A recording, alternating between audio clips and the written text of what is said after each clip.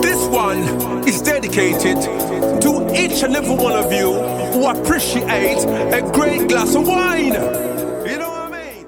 It's Monday. Let's raise a glass to the beginning of another week. It's time to unscrew, uncork, or saber a bottle. And let's begin exploring the wine glass. Today, we return to Winephabet Street, where the letter of the day is Q, and it stands for questions. Debbie and I answer some of the questions that we have received over the past year. We remind everyone that there are no dumb questions and that if you enjoy a wine, then that is all that matters. Drink what you like and don't feel embarrassed to ask a question to learn more. If you listen to a lot of podcasts, you know that many ask for Patreon. I do not plan on doing this, but I do ask you to support the podcast by leaving a review. It takes only a few seconds of your time, but means so much to the show. The next best way to support Exploring the Wine Glass is to let your friends know. If you enjoy the podcast, your wine-loving friends will too. Finally, don't forget to head to the website exploringthewineglass.com to read the blog and sign up for the newsletter so you can keep up with all the happenings. Slancha! Hey everybody, I'm Lori Budd, a UC Davis winemaking program, Spanish wine scholar, sommelier service, champagne and Côte d'Aron specialist, and a WSET Level 2 graduate. You can find Exploring the Wine Glass on all the socials as well as your favorite podcast catchers. If you haven't subscribed yet, now's the perfect time to swipe, subscribe, rate, and review. Stay in the know about all things wine by visiting my website, exploringthewineglass.com. I promise I'll never tell you what to drink, but I'll always share what's in my glass. You are special. Hello. There we go. Hello, everybody. Welcome. Good to see everyone tonight. Yeah. There's 2 people on the chat. Yeah. Let's see who you are. Give us a nice little hello. And let me know who you are. So welcome to Winephabet Street. This is the only episode that we always do the same thing. Well, actually, I take that back because the first season we did Côte de Chien. So that's right. We had a cue. But then last season, and now we're doing questions. Now we do questions. Hey, Patty. I'll be seeing you in a couple weeks. Oh, all right. In Cabo. Oh, that's nice. Hey, Kevin. Going to Cabo. Hi, Kevin. Hey, Kevin. Pittsburgh. Yeah. Ooh, Burr. Brother's a huge Steelers fan. If you have tickets that you ever want to get rid of, my brother will make the drive. Just putting that out there for you. Okay. He goes to like 2 games a year, but I'm sure he'll go to more if there happens to be tickets. Anyway, well, welcome to Winephabet Street. Today, the letter is Q, and we are going over some questions that people might be a little too shy to ask or think that it's a stupid question. And as Debbie and I always say, there are no stupid questions. Right. Absolutely. The thing about wine is that it actually can be a bit intimidating.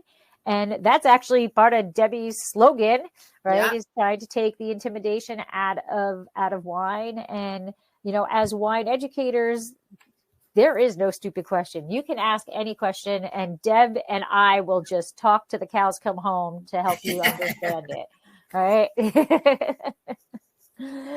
So welcome. In case you don't know who I am Lori Budd. I am a Spanish wine scholar, a Côte d'Aron specialist, champagne specialist, WSET level 2, and someday service and something else that I'm always forgetting, and it's really not that important.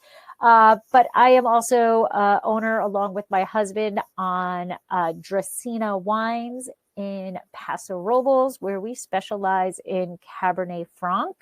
And I have a little something when we get started. I just want to talk about something a little bit later. Okay. And so, Deb, how about you? I'm Debbie Giaquindo. I'm known as the Hudson Valley Wine Goddess.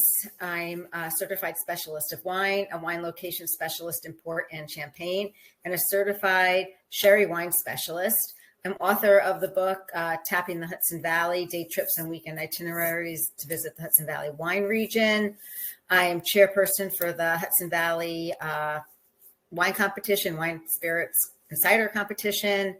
And I am co-owner with my husband and chef Gus Zimmerman of a restaurant in North Wildwood called Trio North Wildwood that we're opening for the season April 5th. And if anybody out there knows anybody looking for a server, busser, or hostess position for the summer or even going into the fall, because I do need coverage, we're open through April 5th through New Year's Eve, send them my way. And if I've left anything out, oh, well. It's on the website. It's on the website. Dog. and a granddaughter. Yay. All right. Let's get into Elmo here.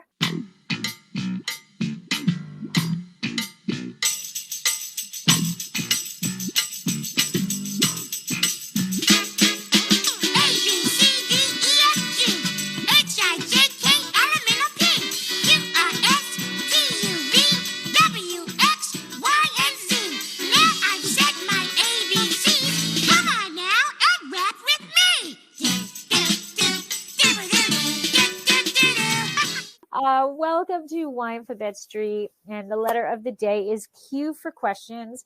And this is the first time in a very, very, very long time that it is just Deb and I. So and us and our wine. And wine, yes. So Deb, what are you drinking tonight? I opened up Barra, B-A-R-R-A, from Meniniso Reserve Cabernet Sauvignon, and I didn't really research it, or I just asked Lori what she was opening, and I was looking for something to open. So it says here it's made with organic grapes. In 1955, Charlie Barra planted this first vineyard in the rich red vine soils of Meniniso County in the Redwood Valley. Charlie farmed organically before there was even a certification, deciding early on that was the only acceptable path forward. Today, we're still committed to these same principles and continue to be family owned and organically farmed. So that's enjoy, Martha, Sean, and Shelley. Ah, very nice. Very nice. So, yeah. Well, I went typical tab. Yeah. Mm-hmm. All right. I went with a Concha y Toro, Castillo del Diablo, and it's a Merlot. And this is the first time I've had their Merlot. So, I think they're best known for their Malbec. This is a big time go-to Malbec, usually about $10. So it's an easy drinking if you're at a party. It's a good wine to bring for that. But this is their Merlot, and it is it's very different. It's earthy, very, very earthy. Okay. So the first thing that comes to me is forest floor and like mushroom, that type of thing. I should have grabbed a glass with a stem. I grabbed a glass with my dog on it. Oh, I've seen that. That's so cute. So there's black fruit in there. It's darker fruit. Blue fruit, that blueberry, that is a typical kind of Merlot-esque type of wine. Vanilla. I get vanilla. Oh, okay. So a little bit of oak there. Uh-huh. All right. Shall we go on with some questions? Well, I had a wine last night. Okay. And this is the wine that I wanted to bring up because I kind of freaked out in the store when I was walking the aisle. Okay. And took a picture and sent it to my husband, Mike, and he was like, "Wow!" Now, Deb, you're familiar with Trevento, right? We've had Trevento before. We've talked about that, right? Again, very much a Malbec place, right? Because it's Mendoza, so it is Argentina. It's Malbec. Tannat is good too, but I think they're best known for their Malbec. But this is what I found. Oh, nice. A white Malbec. So this is a white So Malbec. how was that? And it says the first white Malbec. So I of course had to buy it. And so as you know, Deb, and you drank it. Oh, I drank it. I sat down yesterday at about 5:00 and I opened the bottle and I was doing winery stuff, trying to get ready for club shipments and things like that. And by 11:00 at night, this little baby was gone. So How it's was really it? not over drinking if it's 6 hours to take through a whole No, bottle. not at all. It was very interesting. And so what I found is actually very similar to, Deb, you know what's coming in your package in a couple of weeks is our Blanc de Franc. And our white Cabernet Franc, which we can put this sticker on too, because we are the first in Paso. But so the Blanc de Franc is like you're standing in the middle of an orchard and you just pulled down a fresh peach and bit into it. And it is a nice, ripe peach, but it is a 100% dry wine, but nice, beautiful peach flavors and aromatics out the wazoo, right?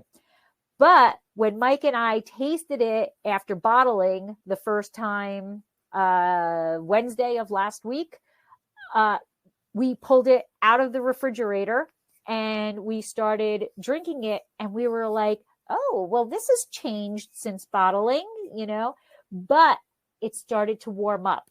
And it was too cold coming right out of the refrigerator. And that just shows that temperature importance, right? So as the temperature, as it warmed up a bit, those peach flavors and aromatics really came through. So those, like that second half of that bottle was incredible. And this was kind of the same way. As it warmed up, it very much changed its dynamics and its characteristics and aromatics of it. But it's amazing to me how a white wine, like a white, Malbec or our Blanc de Franc, it is made from a red grape, right? Picked to be a red grape, or at least ours was picked to be a red grape. But then we process it to turn it into a white wine. So to have a completely different profile really shows you what the skins, and sitting on the skins do to the wine. Right. Because this is, in order to get this wine white, you're picking it up quickly. As soon as you're harvesting, you are bottling it pressing it very, very gently. And it is, it doesn't see any skin contact at all. So it just shows you how that difference is. You're just tasting that pulp basically inside. So Kevin asked, direct press the Cab Franc, any hint of color? So it is interesting. It is closer to like what a Chardonnay is like. So it's kind of it's not straw. It's a little bit golden hue. And that actually changed after bottling. So that oxygen input during bottling changed it because when we bottled it, I have a picture that is on Instagram that shows that glass, and it was crystal clear. It was like water. And now it's a little bit more into I wouldn't call it golden, but it's in between straw and gold. But yes, direct press. As soon as we got to the winery, bam, pressed it pretty much for 2 hours. Gentle, relax, gentle, relax, gentle, relax, until we started to see a hint of pink come out. Also constantly throwing dry ice on it, because while you're pressing it, that dry ice will make it more difficult for any color that comes in to stick. So, and then as we let it settle, the color actually did settle out, which was cool too. You could see the red settle out and go down. But this white Malbec was crystal clear also. It was, it was a straw color. So this whole concept of white wine from a red grape is really starting to have a new trend. And I think as we progress in this, people are going to start seeing more and more and more of it. And this literally is the first Malbec I've ever seen that is white. I've seen white Sangiovese, white Pinot Noir, I've had, that's been around. That's been around for a while. I've had white Gamay. Yep. Okay. But I think this white from a red is just something that is starting to pique people's interest. Yeah. And I think we're going to see a lot more of it. And people are excited about our Blanc de Franc. Like they can't wait to get their hands on it. And there's not a lot of it. It's pretty much club only. Mike only gave me a half a ton. Yeah. Mike only gave me a half a ton to make. So I only got 14 cases. So you'll go through that. I will go through that. Yeah.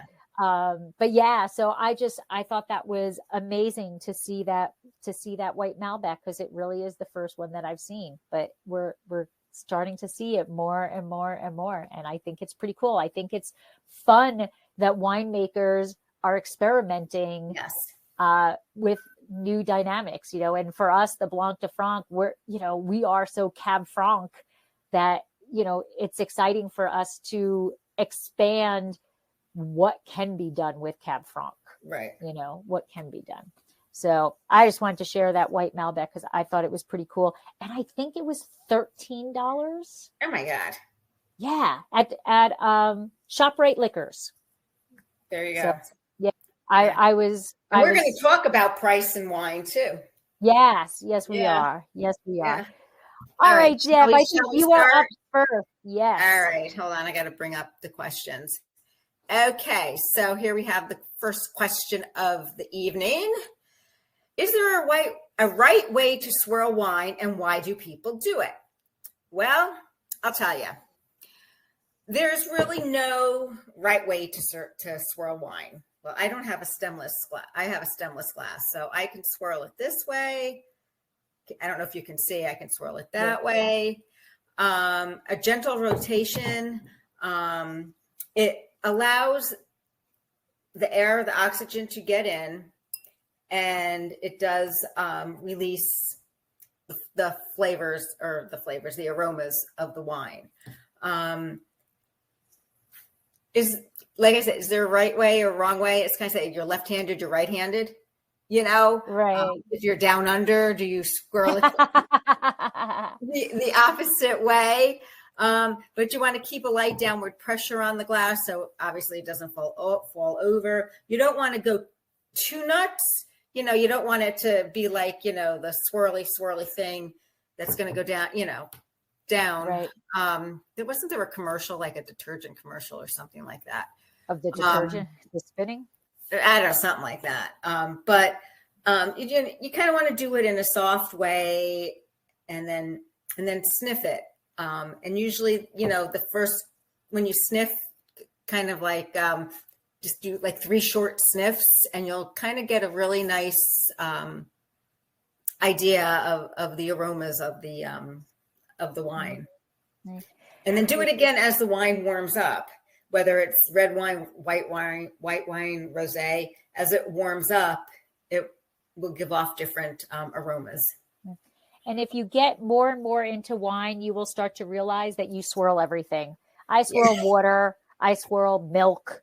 Hot cocoa, I swirl. The only thing I will say about the right way to swirl is it's really important not to overfill your glass. That is, and you know what? That's a thing. Like in restaurants, sometimes I see that they really do. They don't have the proper glass size for their pour. They might have a 6-ounce glass of wine, and they're serving 5 ounces, so it doesn't give you that area to swirl. Yeah. So like when we're at a restaurant, when Mike and I are at a restaurant, they always want to come and they want to pour the wine for you. Oh, there's an empty glass, or, a partially empty glass, and they'll come over and pour. And we're always like, no, that's okay. We'll pour because they want to like fill it all the way. Yeah. And then I can't swirl, and honestly, the whole concept of swirling, like you said, is to let that micro oxygenation go in. Mm-hmm. And when it's that high, you can't smell anything. And you're going to spill it and it's going to be a mess, and right. No one's going to be happy. All right. So this question I absolutely love because it gets asked so much. And like I said, we never say there's a stupid question. Every question is valid.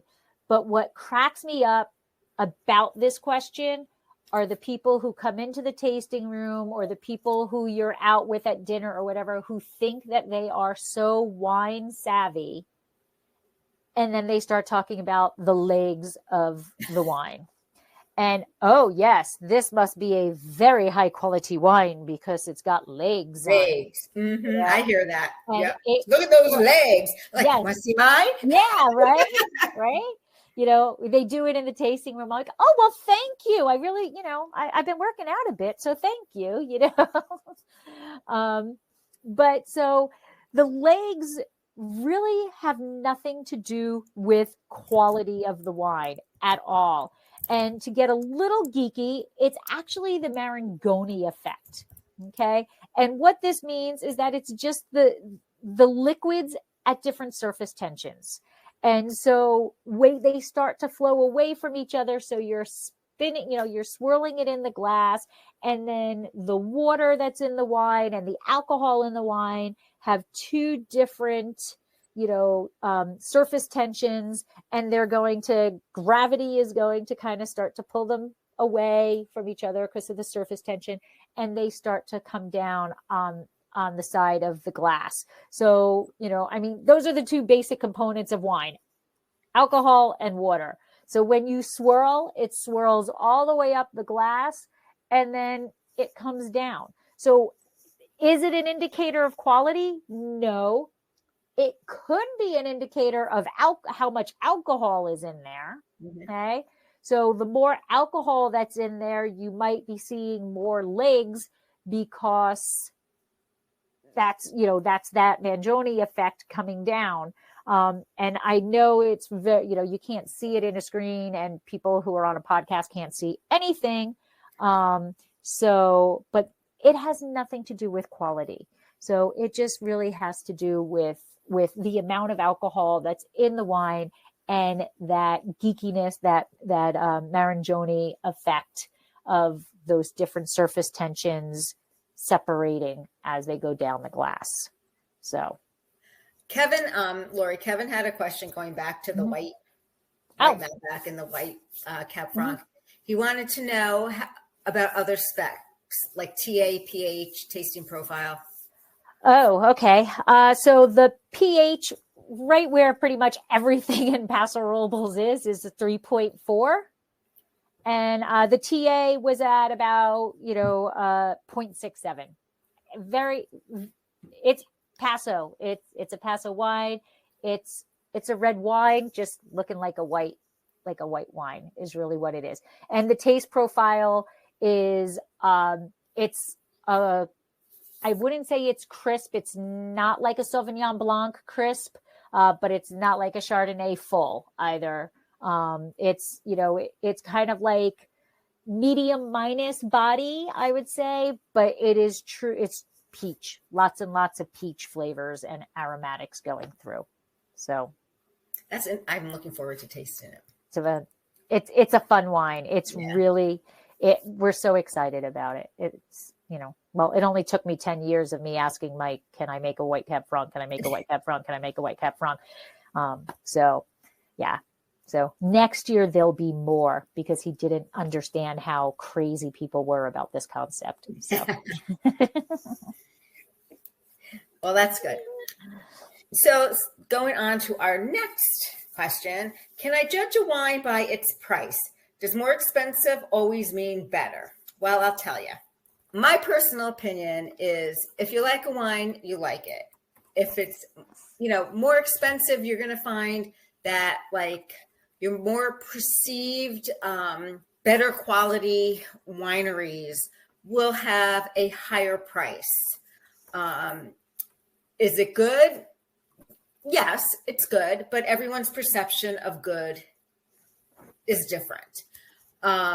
Is lower priced wines not good? Hell no. You can get some really good wines for $13, like Lori. Yes. You can get some really good wines for under $20. Sometimes Paul and I will open a very expensive bottle of wine and a lower priced bottle of wine. And sometimes that expensive bottle of wine is a fail. It is not as enjoyable as the, lower priced bottle of wine. So is one better than another? It's really, I would have to say no. It's all about your taste and what you like. I think it's perceived like you're going to get a Flowers, Cabernet Sauvignon or a Chardonnay. Oh, it's going to be wonderful. I see a lot of that in my restaurant. But you know what? I can get another Chardonnay, from say Argentina that's less expensive. That might be just as good, if not better, according to my palate. Mm-hmm. So it's really, up to the person that is drinking and tasting the wine. Grapes from lesser known regions like, say, Alsace, the Savoy region in France, you're going to find that those two regions, that the prices might be more affordable. Mm-hmm. And if you go into Argentina, Chile, Uruguay, those wines might be a lot more affordable to you and just as good as a $60 bottle of Flowers Chardonnay, or I don't know how much it costs. Oh, I could probably, since we're going for a liquor license at the restaurant, I can probably grab it behind me and find out, but it will not be on my menu. But, drink what you like. Don't let it intimidate you. And if you bring a $15 bottle of wine to a party because you like it and it tastes great to you, and the people have all these, $30, $40 bottles of wine, don't be intimidated, because you know what? You might taste those wines and they might not be that good. I will not say where, when, how, not anything that I purchased because my wallet doesn't afford that. But I had a bottle that, as that date that I consumed it, was an $800+ bottle of wine. And God damn! It was not. I was like, huh? Were you drinking Roman Conte? Yeah,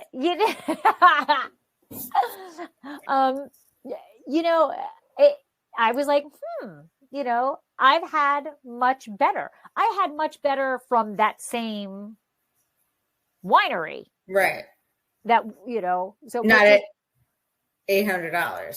Right. And it was an aged bottle, so it was an $800+ bottle, but it's not an even thing. It's not apples to apples. Right. Right. And a lot of times also, wineries, if they're a very well-known quality or boutique winery, 100 points, they might price their wines a lot higher than the, price per tonnage that would, that they're actually paying for it. So, it's. Yeah. And along with that, as a tag on to that, Deb, I'll add heavy bottles. Yes. Okay. Yes. Heavy bottles. This is actually a heavy bottle. Is it? Yeah. Yeah. Mm-hmm. Heavy bottles is one of the things that I want to like grab people and shake them and go, what are you doing? Because that is not has absolutely nothing to do with the quality of the wine that is in that bottle. It is completely different, but it gives the impression that it must be a high quality wine because it's this big bottle. Right.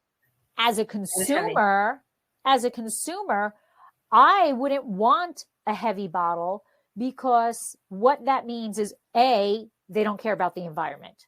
So right there, I'm anti that winery, because the heavier the glass, the more energy it takes to to make that bottle, and then the all the way down. So they don't really care about the environment. But secondly, when you ship wine, which is already out of control of pricing to ship wine, but it goes by pounds. And if you are buying a wine that is a big, bulky, heavy bottle, you're just paying for that shipping. So you're paying more for the wine than it should be, because you've got the impression it's an expensive wine because of a heavy bottle. The cost to that winery is more expensive because it's a heavy bottle, and they're going to transfer that cost right to you. So you're paying more for that bottle. And then when they're shipping it to you, you're paying more because it weighs more to get to you. Mm-hmm. And the wine that is in that bottle can be the same exact wine in a lighter bottle. It's still the same wine. The liquid inside, the bottle itself does not affect. It's funny, but when I pick up a bottle and it's really heavy, my first thing is, what were they thinking putting it in this heavy bottle? Right. Yeah. So it's perception. That's what it is. And it really goes back down to drink what you like, and don't let price influence you. If you like the $60 bottle of Chardonnay, by all means, have at it. If you like the $15 bottle, enjoy. If you like $2 Chuck, good for you. Enjoy. Yes. Right. Yeah. And now, a word from our sponsor. Did you know that Dracaena Wines has a wine club? We named it the Chalk Club. Draco is on our label, but Vegas was getting a bit jealous, so we decided he deserved to be our wine club spokesdog. In Las Vegas, betting chalk means that you are betting on all of the favorites, and we're gambling that once you taste our wines, we will become one of your favorite wineries. The club is simple, yet a bit different than most. We don't ask for a lot of commitment like others do. Choose between 3 tiers, the Sweet 16, where you will receive 3 bottles twice a year and get 15% off all orders. Sign up for the Elite 8 and get 20% off all orders and receive 4 bottles twice a year, or make it to the Final 4 and receive 6 bottles twice a year, as well as receiving 25% off purchases. All tiers receive discounted shipping, are customizable, and are eligible for unlimited referral bonuses. Add $15 to the bank for each person you refer. Head to www.dracaenawines.com to use the link in the show notes to find out all the Chalk Club has to offer and to sign up. We've stocked the odds so that you can get our award-winning wines without breaking the bank. All right. Okay. This question, I think, gets asked quite a bit also. And how long should I really keep a bottle of wine open? And that is a very, very difficult question to actually answer, because there's so much that goes into what makes the wine go bad. Okay. So first of all, the wine doesn't really go bad. It's not like you're going to get food poisoning if it's a day over what it's supposed to be, right? Like if you eat bad eggs, you're going to get food poisoning. Right? Wine's not going to do that to you. But there's so many things that determine that, the acid that's in there, the tannin structure that's in there, what the wine is. Is it a red wine? Is it a white wine? Even within the white wine, there's some varieties that are more, I'm blanking on the word, susceptible to oxygen coming in and affecting those flavors and those aromatics. So like Chenin Blanc gets oxidized easily. So that is going to go bad, in quotes, faster than probably a Chardonnay, right? It's because of just certain wines have different effects on, due to the oxygen. Also, Chardonnay, especially if it's aged in oak, that's going to have a different impact on, or be exposed to that oxygen differently. Red wine's exactly the same, depending on what the variety it is, how it was processed, all of that. But pretty much a safe bet is if you're going to keep it in the refrigerator, it does extend it a little bit longer. It does help prevent some other types of bacteria that can, that are in there that can start to come alive type thing. Kind of similar to ketchup, which is why you keep ketchup in the refrigerator. But so that all plays a role. But I would say you're kind of safe with like 3 days. It's kind of a safe bet. But that all goes by the wayside if you're talking sparkling wine, right? Sparkling wine, I'm sorry, just you got to drink the whole bottle. Jinx. Yes, just drink the whole bottle, people. It's low in alcohol. It just makes you feel good. But if you do have one of those caps that are made specifically for sparkling wine, and it tightens nicely around that bottle, then I would say that next day is not a problem. I've even had a sparkling that I've had 2 days later. I opened it if I opened it today, I don't open it tomorrow. I don't open it the next day, but then the next day I do. It's still okay. But once you'll know once you undo the thing how much pressure releases. Yes. If you hear a pop, it's still all right. Yeah. If you don't hear a pop, then just toss it. Yep. Don't even try. Don't even try. Absolutely. So what's the difference between Old World and New World wines? Well, Old World is really from Western Europe, and that's really where a lot of the vinifera has originated. And they've imported, like the French Huguenots brought wine, their grapes to the Hudson Valley. Just that's, how grapes have gotten supposedly, into other places. Usually in Western Europe, the wines are believed to have lower alcohol levels, as well as deeper ties to the places where the grapes are grown. And the New World refers to like North America and South America, and Australia in the newer areas where you're seeing, wine produced. The Court of Master Sommeliers announced that they would no longer be using the term in blind tasting. I saw that. Yeah. It has to do with tradition, where Old World wine tends to have a lighter body, lower alcohol, higher acidity, and less fruity flavor, with more minerality than New World wines.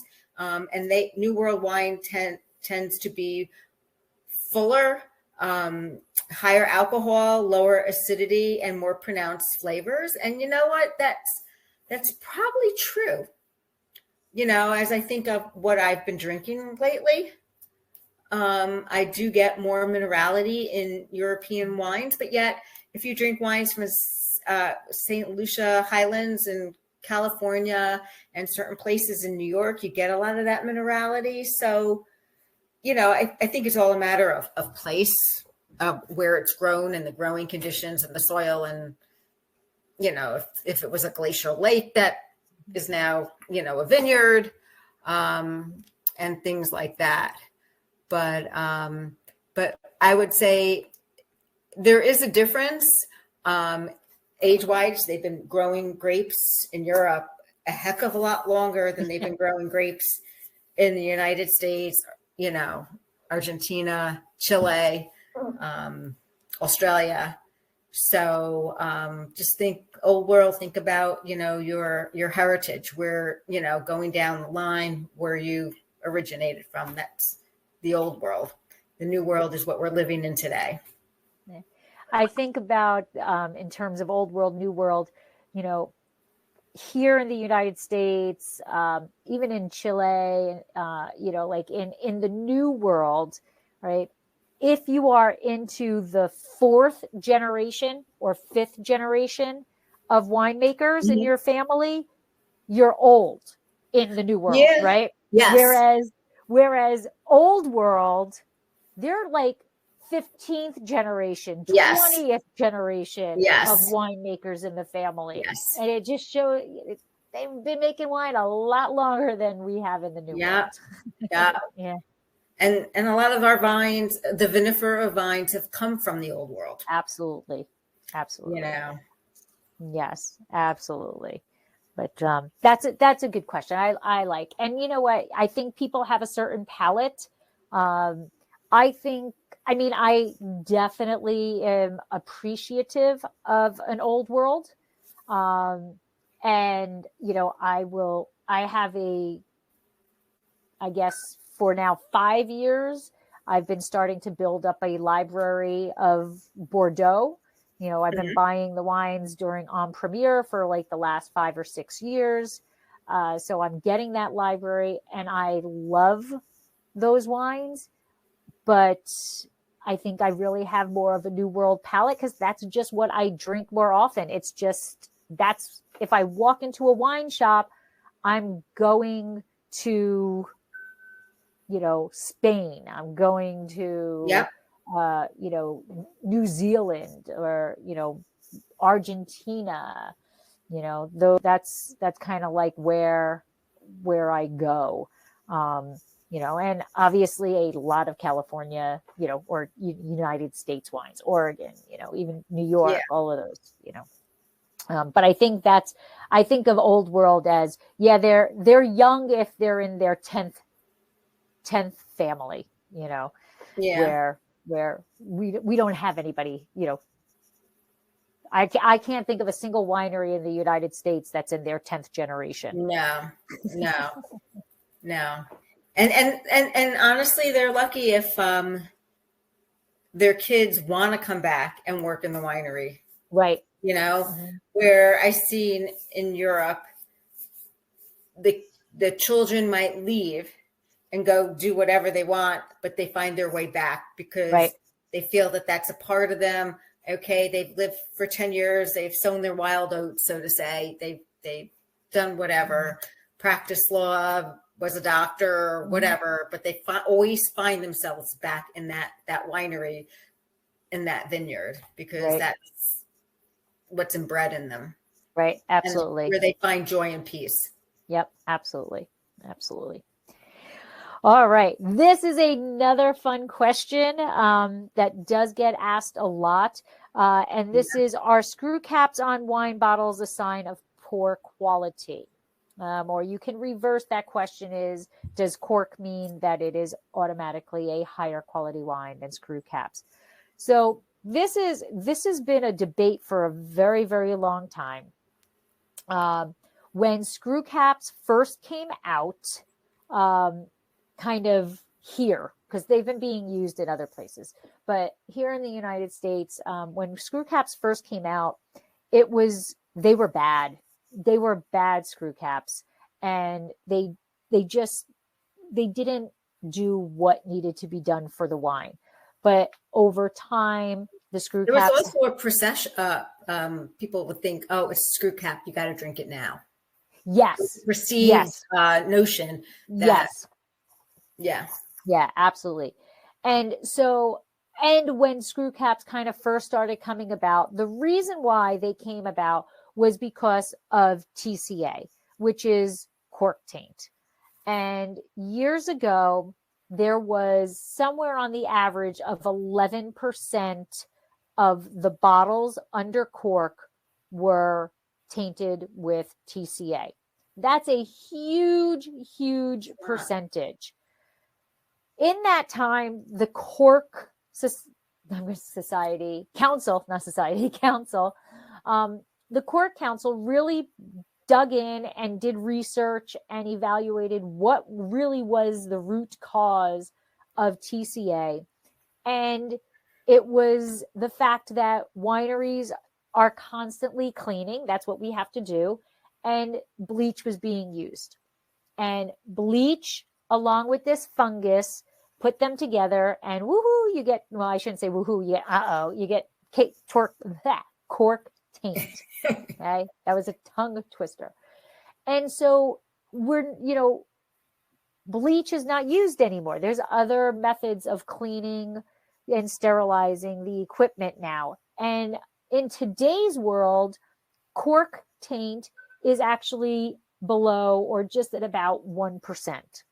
So that is a very, very big difference. So screw caps, when they first, so people, I know a winery, will not say who they are, who put everything under screw caps. And their comment is, well, screw caps are the thing to do because when you bottle it, you screw cap it, and you know that exactly what's in that bottle is the same on day 1 as it is on day 300, 400, 500, whatever. Which I in turn want to say, which I kept my mouth shut, which Deb, that's a rarity for me. Yes. But I don't want my wine to taste exactly the same day 1 of bottling as I want it to 6 months from now, right? We know that there is bottle shock. We know that things, that wine ages and marries, especially if it's a blend. The different varieties, they marry as the time goes along. So if I'm bottling and I'm putting it under screw cork right away, and what they say is true, that nothing changes, well, then I don't like that. It's not a quality thing. I just don't like that. However, that's really not the truth either, because in today's world, the Stelvins, they actually do allow a little bit of micro-oxygenation. They've learned or adapted and recreated these screw caps to do things to help the wine get a little micro-oxygenation. But it's not going to age the same way that a cork allows that to do. Okay.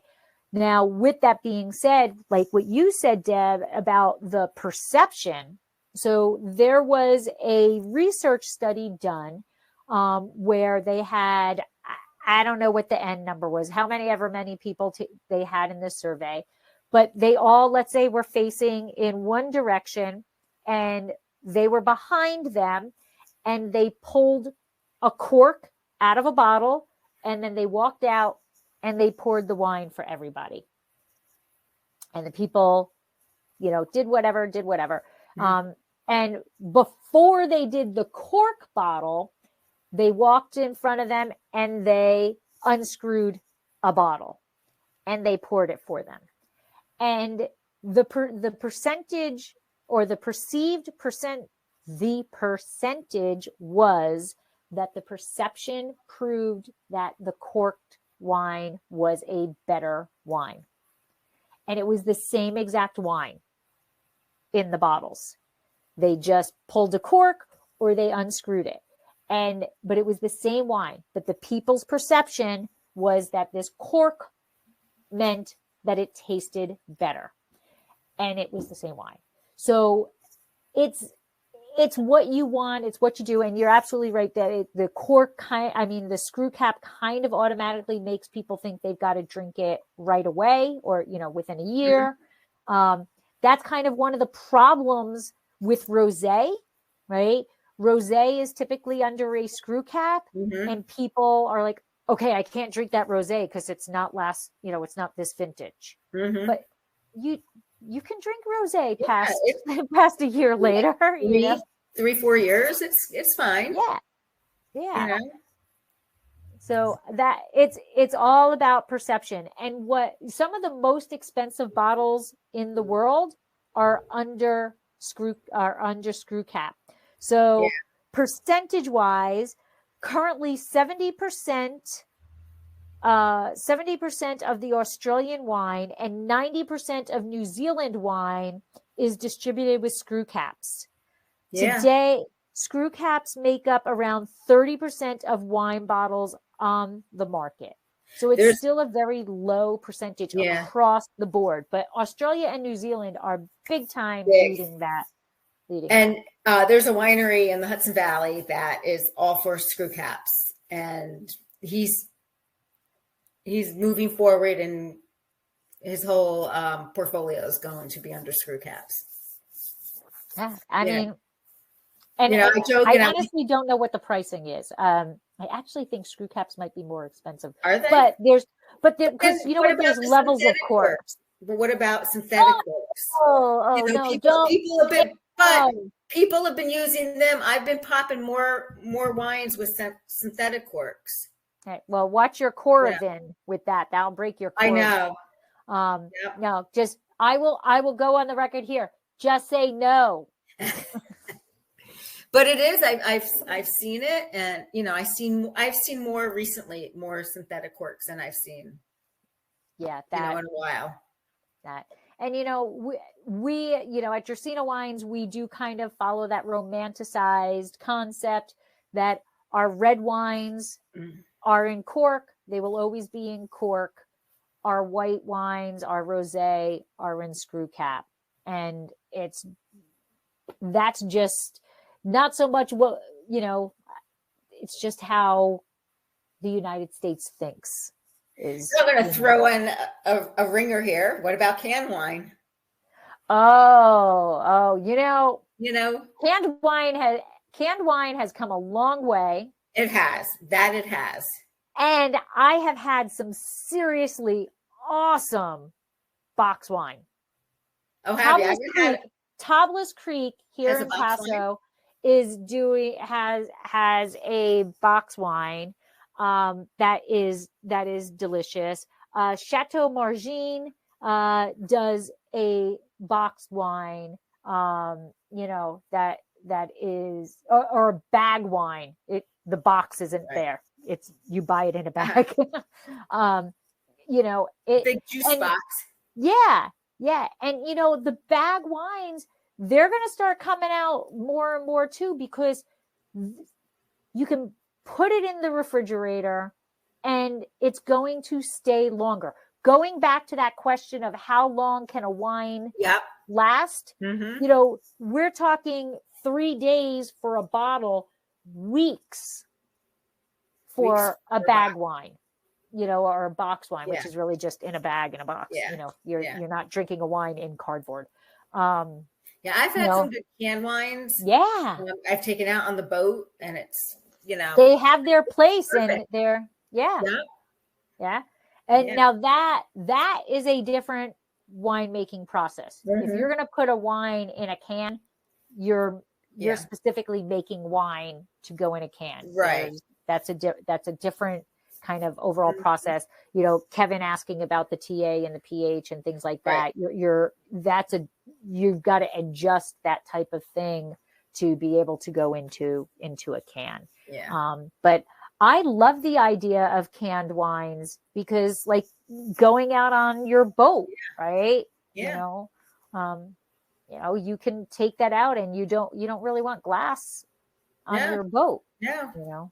Or around a pool, or exactly like where no glass. Right. Right. Yeah. Okay, so now that leads us to our next question. Is it true that all wines get better with age? Well, I would like to think so, but just like us people, we age like a fine wine. Yes. But, some wines do improve with age. Some wines are not meant to be aged. Today, a lot of wines are meant to be consumed within the year, or they're bought to be consumed right away. When wines are young, whether it's a red wine or a white wine, you're going to taste their primary flavors, like a Sauvignon Blanc. And I wouldn't necessarily age a Sauvignon Blanc. But unless you left it in if you left it in your closet and forgot that it was there. Yeah, I don't know if I was, but the plum and the Merlot, the citrus flavors and Riesling. Riesling ages really nicely. It does. But that's that acid. Yeah, I mean, and as it ages, you get that petrol notes, and it gets darker, and it's really quite an incredible wine that I think is very. Many people don't understand it, but that's a topic for a whole nother Winephabet Street. So we may also notice that secondary notes associated with winemaking techniques, like the vanilla flavor of oak or the buttery nuances of malolactic fermentation, also come into play. So when they age, you start talking about the why can't I say this? Titeri notes. Yeah. Oh, tartaric? No. Tertiary. Yes, that's it. Tertiary flavors. Okay. I did not sleep well last night with all that wind. I think I've been up since 3:00 this morning. But yeah, and flavors, they come from development. So a young wine is fresh, and as a wine ages, and I'm going to use red as an example, you're going to get more dried fruit, stewed fruit, and those kind of notes. So certain wines age better than others. Like a Burgundy Pinot Noir will age well. A Bordeaux will age well. I've had some really good California Cabernet Sauvignons that age well. Will an Albarino age like that? Probably not. No, but they're starting to age. I know they are.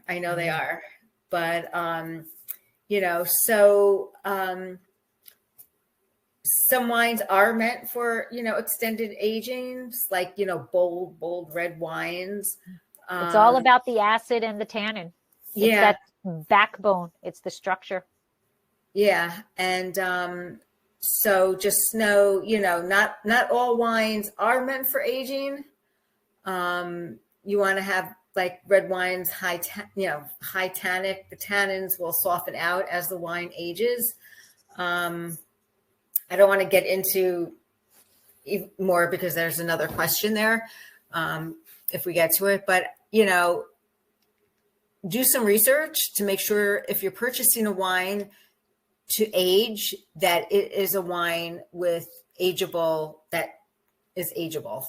Some Chardonnays are ageable. Oak Chardonnays would be ageable. I would not buy and age a stainless steel Chardonnay, which is fresh and vibrant and, has a completely different flavor profile, and it's meant to drink now, not to age. So is it true that all wines get better with age? The answer to the question is really no. Some wines do, some wines don't. And you really have to know what you're purchasing and, what you're looking for. Absolutely. And so next we have, which, Deb, we're coming up to an hour. So we do have more questions. So while I'm answering this next question, think about, maybe we do a two-parter or we continue and make this a long one, or we cut it. So I don't know. Yeah. So the next question we have, and the people who are on the chat, if you have any questions, please throw them in there. So the next question we have is, what exactly is a dry wine? And so going back to science, what happens? How do we get wine? We have grapes that have sugar in it. We have we have yeast that are on the grapes or brought in to the winery or added at the winery, and those yeast eat the sugar, and that is going through alcoholic fermentation. And when they eat the sugar, they basically poop out carbon dioxide and alcohol. Okay, so as they release that carbon dioxide and the alcohol, the sugar level is going to drop down. And what makes a wine dry is if the yeast continue to, if you think about, the old Pac-Man game, want, right? As the yeast continue to consume the sugar, if the yeast survive long enough to eat all of the sugar, then it is going to be a dry wine. So the problem is kind of similar to us, right? We cannot eat our, sorry for the, whatever, but we cannot eat our own excrement without having problems, okay? So the yeast are in there and they are hanging out and they are producing alcohol and they are swimming in their waste product. So they can die off. So if they die off before they eat all of the sugar, you are going to have RS, or residual sugar. The higher the residual sugar is that is left in there, the sweeter the wine is going to be. If the yeast can eat all of the sugar, then it is going to have 0 residual sugar and it is going to be a dry wine. Now, one of the tricks to knowing if it is a dry wine or a sweet wine is to look at the alcohol level. So the lower alcohol levels, like if you look at a Riesling, let's talk Riesling because that's the one that everybody thinks is always the sweet wine, but there are dry Rieslings. Same thing with Gewürztraminer, right? The lower the alcohol, the higher the sugar, the sweetness level is going to be. So if you see a 10% alcohol Riesling, it's probably going to be a sweet wine. It's going to have residual sugar in it. But because of how science works, if the acid is super high, it still can be a sweet wine, but you're not going to feel it as a sweet wine. Yeah. So there's there's not really a one easy answer for these things, but that is what is a dry wine. If the yeast have completely consumed all of the sugar within the grape, that is fermented to dryness. Very good. Do you want to go on? I'm thinking we can have one more. Sure. And then maybe do part 2 next month. Yeah. Yeah, we can do that. Yeah. Okay. So the next one is, now we've gone from sweet to dry. We're going to know, how do you know if your wine has gone bad? So there's many ways to know if your wine's gone bad. So if the fruity aroma disappears and it's turned dull and flat, as a bitter edge, color changes, white wines will turn brownish, red wines will turn lighter or browner and brickish. It has gone bad. Also, if you smell nail polish, wet dog, cardboard, your wine has gone bad. Those are faults. Those are faults. Yeah, but it's still, it's bad. Yes. Yep. Yes, it is. And it might be like, it's no fault of your own. And wines go bad for many reasons. They age out, they just, through the aging process, there's many a times I've gone in my cellar and I've pulled this wine and it's like 10 years old and I can't wait to drink it. And it's like, oh, this is pretty gross. I can't even cook with this. And it's like, it missed its window of opportunity. And a wine goes on like a bell-shaped curve. So it gets better, then it reaches its peak, and then it just starts to go down. And it goes down fast. And how do there is no scientific way to know unless you Corvan your wine every now and then to see how it tastes. And that's just, the aging of the wine. But, also storage comes into play. How you store your wine and the temperature, and a wine can go bad through time from that. And it might, no fault of your own. You might not have known there was a heater there in that room and you stuck that case of wine right there. And, you cooked it. You cooked it. And sometimes there might be a defect in the screw cap that you don't know about. and or the cork wasn't fitted right. There's always something can happen in the processing, something can happen in the storage. And when I say the storage throughout the process, from the winery to the distributor to the restaurant to the liquor store, right? Anything can happen. So when you get these off aromas that just aren't right, and then it does not taste right. I mean, the other day, I think Paul and I opened like 2 bottles of wine that were past their prime. Oh, that's yeah, I was kind of really bummed. But one we couldn't even cook with. The other, I said, we can probably savor this, but when we don't. But you will know from the minute you smell it, see it, and taste it. It's bad, And as we said earlier, sparkling is easy. Yeah. If you open it and it doesn't pop. Yeah. And there's a really good book out. It's more on wine faults, but that is, a wine might be bad. It might be bad because of storage. It might be bad because of cork taint. It might be bad because, whatever, something happened in the processing, but it also might be bad because there's a fault. Right. And John Huddleston, who is a friend of mine, who actually used to be chairman of the Hudson Valley Wine Competition before me. He actually left it to me. He's still alive. It's not something that he willed to me. So then I took over. He's a great guy. He wrote a book all on wine faults, and it is available on Amazon. And it is a great book. And if you want to know more in-depth information on wine faults and what some of it contributes to the wine faults, I mean, it is a really good book to read. But just be aware of your senses. Absolutely. Absolutely.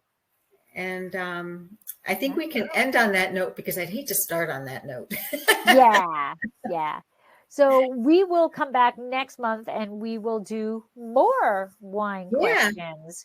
Part 2. Yeah, we will do questions part 2. And in that meantime, if anybody has any questions that you want us to answer next month, please take the time, leave a comment. These will be on YouTube. So you can leave a comment there. There'll be blog posts. Leave a comment on the blog post. Send an email to Deb. Yep. She is hvwinegoddess@gmail.com. Yep. And you can also DM us on social media. Right. With any questions, and we will add you to the list. But I think we got a good 10, 11 questions for next. Yeah, we do. Yeah. So there were a lot. There's a lot of questions out there. So the big takeaway is, don't be afraid to ask a question of somebody. Wine is always a learning experience, and it should not be intimidating, and it should just be enjoyed. So tell me your questions when we're poolside in Cabo. There you go. Yes. So thank you, everybody, for joining. And I hope you have a wonderful month. And, let us know if you have any questions. Yeah. Yes. Enjoy spring. Well, it's, Yeah. And we will catch up with you guys next month. Till then. Slancha. Cheers. Very special. You are so special. Even in the... This has been another episode of Exploring the Wine Glass. Thanks for listening. If you have suggestions on what topics you would like me to discuss, please reach out on social media. You can find me on Twitter, Instagram, and Facebook as Exploring the Wine Glass. I am also on LinkedIn as Lori Hoyt-Butt. Of course, you can always email me at exploringthewineglass@gmail.com and sign up for my newsletter at exploringthewineglass.com. If you enjoyed what you heard, please rate, review, and subscribe to help others find me more easily. And most importantly, tell your wine-loving friends, because if you like the podcast, they will too. Podcast music is Wine by Kevins. Until next week, Slancha. I want a nice glass right now. I'm on TV for my 10,000 tell you. There is always time for a good glass of wine.